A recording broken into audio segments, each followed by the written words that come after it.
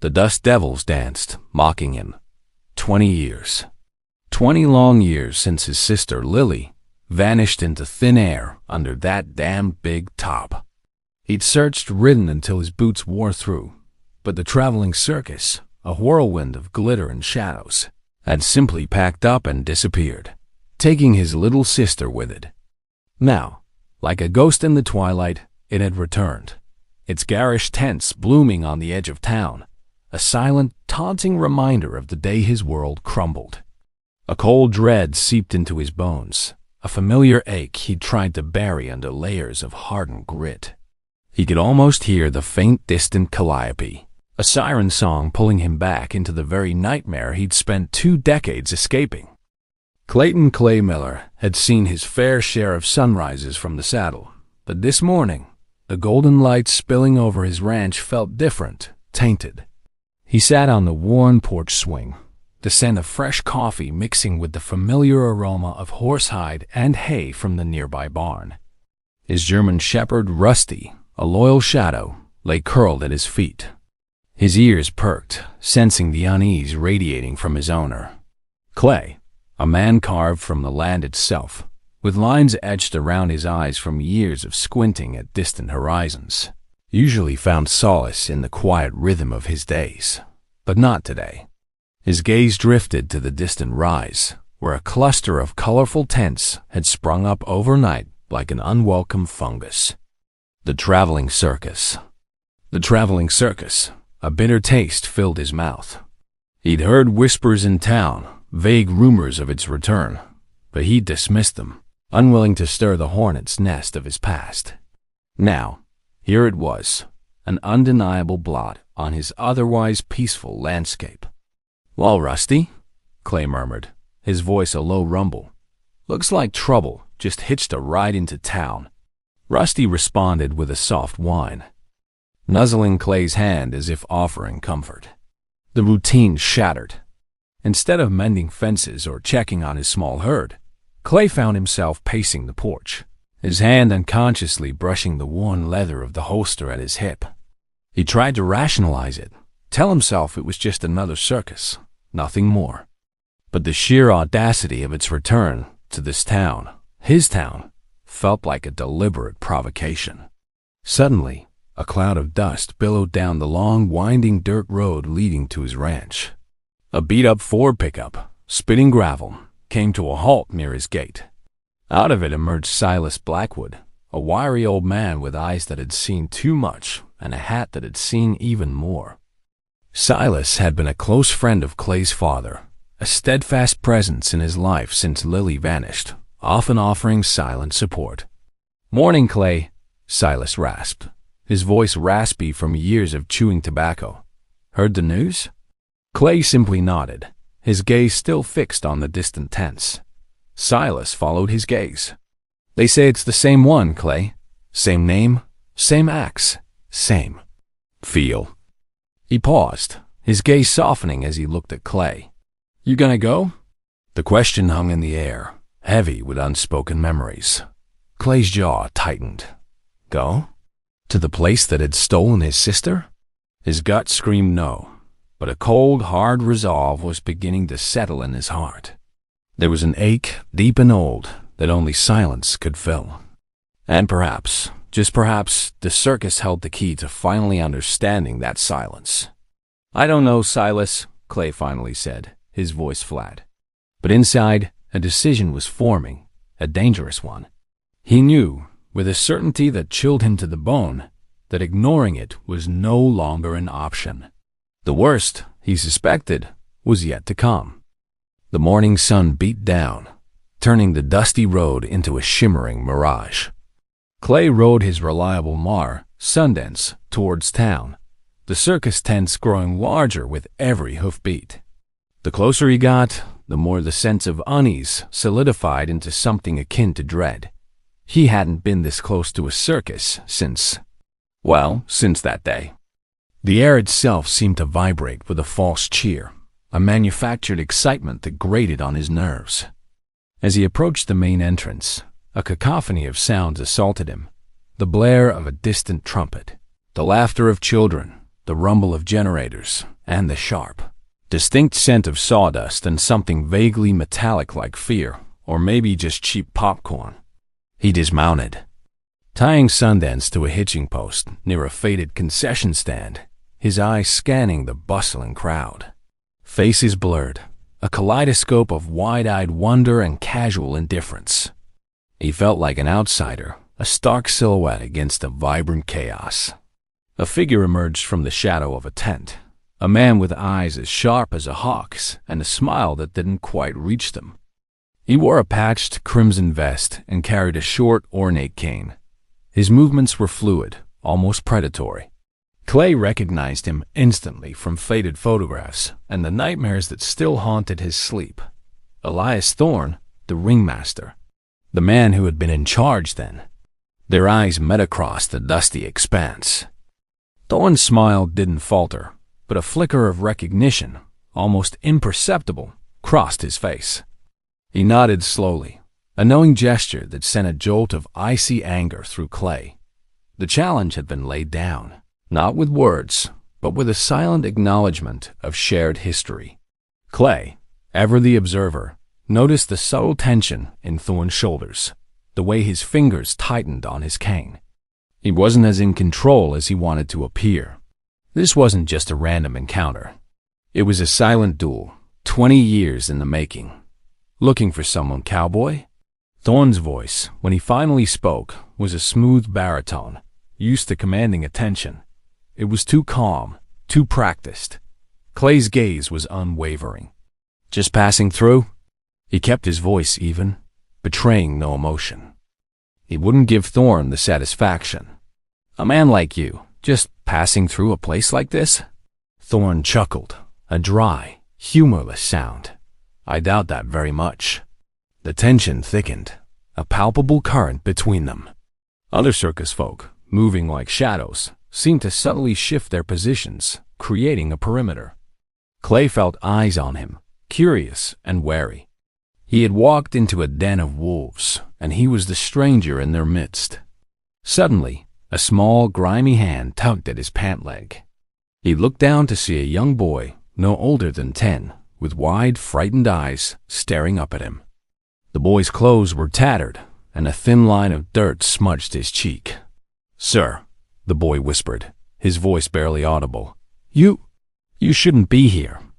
He darted a fearful glance at Thorne before disappearing into the crowd as quickly as he'd appeared.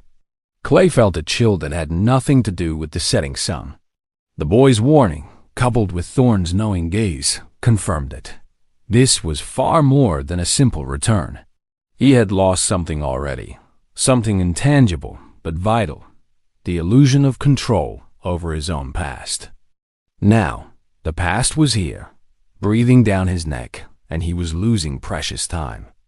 The boy's words echoed in Clay's mind as he walked away from the main circus grounds, the sounds of the evening show fading behind him. You shouldn't be here. He found himself on a less traveled path, a narrow dirt trail leading away from the main road and deeper into the surrounding wilderness. The air grew cooler, the scent of pine and damp earth replacing the cloying sweetness of the circus. His mind reeled, a torrent of fragmented memories. He was back in his childhood, a wide-eyed boy holding Lily's hand, marveling at the dazzling spectacle under the big top. Lily, all mischievous smiles and boundless energy, her bright red hair a beacon in the crowd. He could almost feel the weight of her tiny hand in his.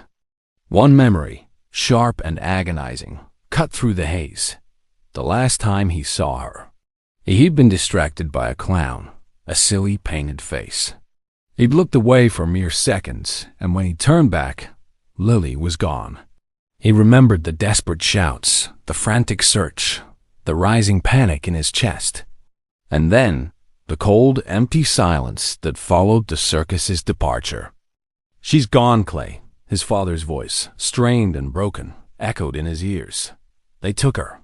Clay stumbled, catching himself on a low-hanging branch. The bitterness of that loss, 20 years old, surged through him, raw and fresh. The anger he'd tried to bury, the grief he'd attempted to outrun. They were all here, unleashed by the circus's return. He clenched his fists, his knuckles white. The path led him to a small, secluded clearing.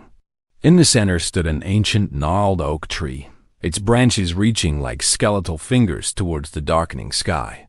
It was a place of quiet solitude, a stark contrast to the flamboyant chaos of the circus. He sat at the base of the tree, the rough bark digging into his back, and let the memories wash over him.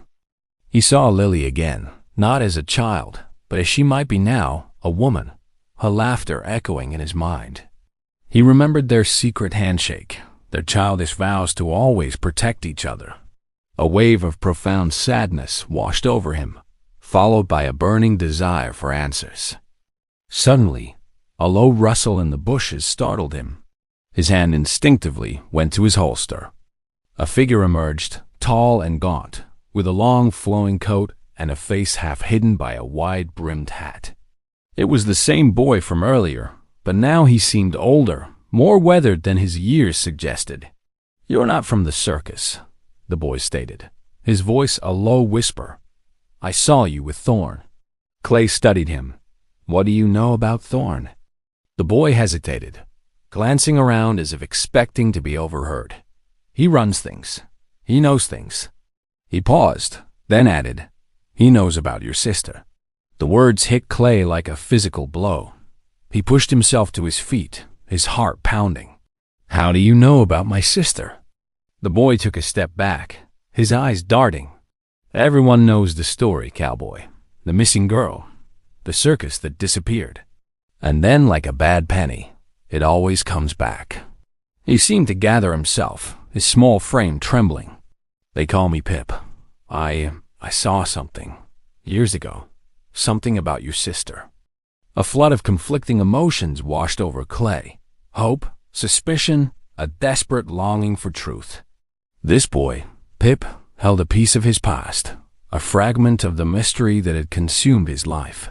But trust was a luxury he couldn't afford. The past was a dangerous place, filled with ghosts and false promises.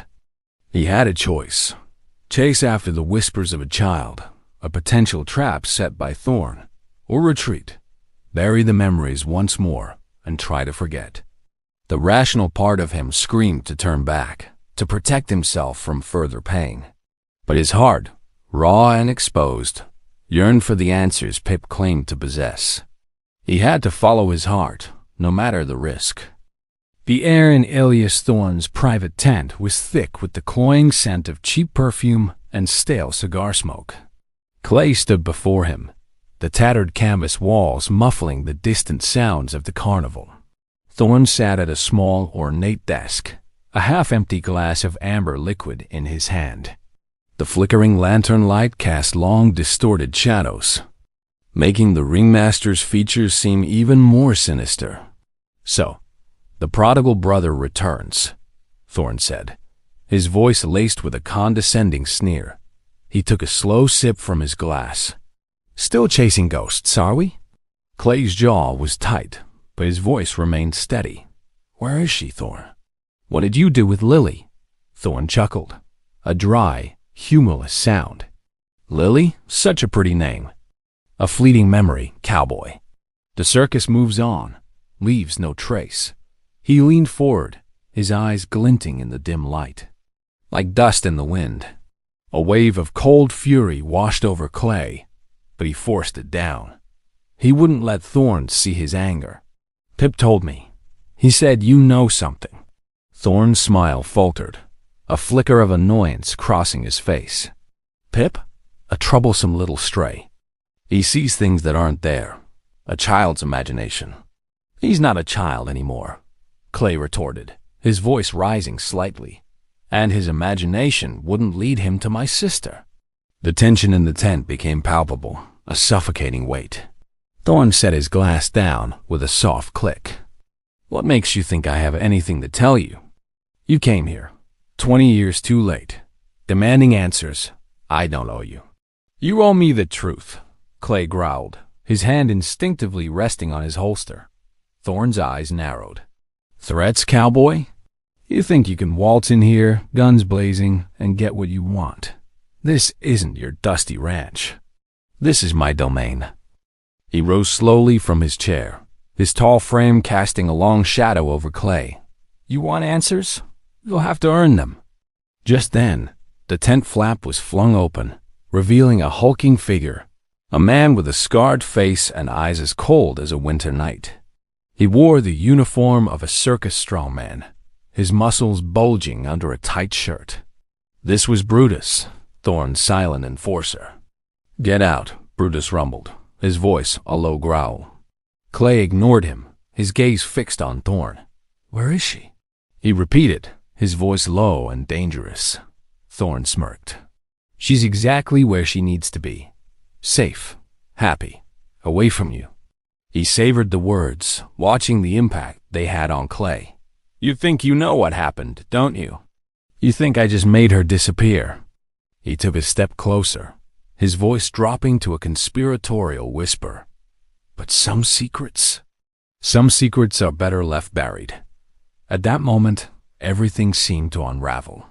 The years of searching, the endless nights, the gnawing uncertainty, it all culminated in this one desperate confrontation. Clay lunged forward, grabbing Thorne by the collar, his knuckles white. Brutus moved, a blur of muscle and fury, and the next thing Clay knew, he was on the ground, a searing pain in his ribs. Thorne stood over him, his face a mask of contempt. "You're nothing but a ghost of the past, Cowboy. Just like your sister." Clay struggled to breathe, the air knocked out of his lungs. He lay there, defeated, as Thorne's words echoed in his mind. "Safe, happy, away from you." Could it be true? Had Lily chosen to stay with the circus? The thought, as painful as a physical blow, sent a wave of despair through him. Everything he had believed, every assumption, every hope, was shattered. Then, a sudden, surprising sound cut through the tension. A piercing shriek, not of fear, but of laughter. It came from outside the tent, chilling and unnerving. Thorne and Brutus exchanged a quick, wary glance. The sound seemed to pull at Thorne's composure, a momentary crack in his carefully constructed facade. Clay looked up, a glimmer of something new in his eyes. What could rattle a man like Thorne? The sound came again, closer this time, and a cold dread settled over him. Something new was stirring in the shadows. The blow to his ribs had been brutal. Clay stumbled out of Thorne's tent, the chaotic sounds of the carnival now a dull roar in his ears. Every breath was a sharp stab of pain. But the physical hurt was nothing compared to the gnawing wound in his soul. Thorne's words, safe, happy, away from you, had twisted a knife in an old scar.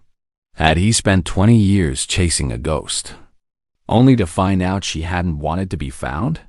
The thought left him hollow, adrift in a sea of doubt. He walked aimlessly through the bustling grounds, the vibrant colors and cheerful music now feeling like a mockery. He was surrounded by people, yet felt utterly alone, a solitary figure in a world that had no place for him. This was the cowboy's solitude, the kind that settled deep in the bones, even in a crowd. He saw families laughing, children with sticky faces, and felt a profound disconnect. His life had been defined by a search, a quest for a missing piece, and now the piece seemed to be a phantom. He found himself near the edge of the camp, where the trailers were parked in neat rows, their windows dark. A familiar scent, faint but distinct, caught his attention, sawdust and something else, something vaguely sweet and earthy, like a forgotten memory. It was the same smell he remembered from that final day. He saw the boy Pip standing near a decrepit trailer, his shoulders slumped. He looked smaller, more vulnerable in the dim light. Clay hesitated, then walked towards him, the pain in his side a constant reminder of his failure. "Pip," he rasped, his voice rough. The boy startled, then looked up, his eyes wide. "They caught you, didn't they?" Clay nodded, wincing. He said, "Lily's safe, happy, that she chose to stay." The words tasted like ash. Pip looked at him, a strange mix of fear, and knowing in his eyes. He lies. Thorn always lies. He told me my parents didn't want me, that I was better off with him. He gestured vaguely towards the trailers. But I saw them. I saw them fighting with Thorn just before they left. He paused, his voice dropping to a whisper. Just like your sister, Clay. They didn't choose to leave. He made them. A cold tremor ran down Clay's spine. Pip's words were a tiny spark in the crushing darkness. Thorn's smug confidence, his chilling laugh, the way he seemed to enjoy Clay's pain, it all clicked into place. Thorn hadn't just made Lily disappear.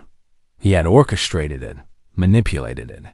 The surprising shriek of laughter from the previous chapter, the one that had rattled Thorn, it resurfaced in Clay's mind, but now with a new, horrifying meaning. It wasn't just laughter. It was something else, something specific, something tied to Thorn's secrets. A new chance, a desperate gamble, emerged from the despair. Pip had seen something crucial. He was a witness. But involving the boy put him in danger. It was a high-stakes risk, a moral dilemma that tore at Clay. He was injured, his body protesting with every movement. Yet, the possibility of truth, of finally understanding what happened to Lily, propelled him forward. He looked at Pip, a silent question in his eyes. The boy met his gaze, then nodded slowly, a fierce determination replacing his fear. Together, they would unravel Thorn's web of lies. Clay knew, with a mix of courage and profound doubt, that the true confrontation, the final desfecho, was still ahead. The next few hours were a blur of hushed whispers and careful movements. Pip, emboldened by Clay's presence, led him through the labyrinthine back alleys of the circus, a world unseen by the paying crowds. They moved like shadows, navigating stacks of forgotten props, dusty cages, and the lingering scent of stale popcorn and animal musk. Clay's ribs screamed in protest with every step. But the adrenaline, fueled by a renewed sense of purpose, dulled the pain. Pip pointed to a hidden door at the back of Thorn's main tent. He keeps a lot of things in there, the boy whispered. Records, money, secrets. With a silent nod, Clay forced the rusted lock with a well-aimed kick. The door groaned open, revealing a dark, musty interior. Inside, amidst a jumble of faded costumes and forgotten equipment, sat a heavy wooden chest. Clay knelt, prying it open. Inside, beneath layers of false bottoms and old ledgers, was a stack of yellowed papers and a small, tarnished locket. He picked up the locket first. It was Lily's. He recognized the tiny, intricate engraving of a single lily on its surface. His breath hitched. Then he turned to the papers. They were old contracts, carefully filed. His eyes scanned the names, and then he saw it. A contract dated 20 years ago. For Lily, not a disappearance, but an adoption. Signed by Thorn, and a woman whose name Clay didn't recognize. And then, at the bottom, a chilling revelation. A clause that stipulated no contact with prior family and a substantial payment. Thorn hadn't just taken Lily. He had sold her. The piercing shriek of laughter from the previous day, the one that had unsettled Thorn, echoed in Clay's mind again. It wasn't laughter. It was a specific, high-pitched scream. He remembered it now, from 20 years ago. The clown, the distraction, the brief moment he looked away. It was Lily's scream, a child's panicked cry, swiftly muffled.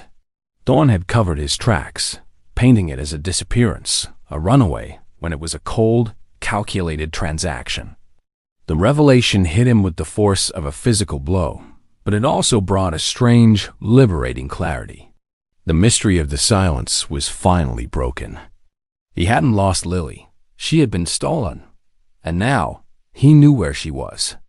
The papers listed an address, a quiet town hundreds of miles away. He looked at Pip, his eyes filled with a gratitude beyond words. "Thank you, son." As the first rays of dawn touched the horizon, Clay rode Sundance away from the circus. Pip beside him on a scrawny, borrowed pony. The canvas tents, once symbols of despair, now seemed to shrink behind them, their power diminished. Clay wasn't the same man who had arrived. He was still the cowboy, weathered by hardship, but the gnawing uncertainty had been replaced by a fierce, quiet resolve. Nothing would ever be truly back to normal. The pain of what happened to Lily would always be a part of him, but he was no longer lost in the sawdust and silence. He carried the weight of the past, yes, but also the hope of a new future. His journey wasn't over, but the path was clear.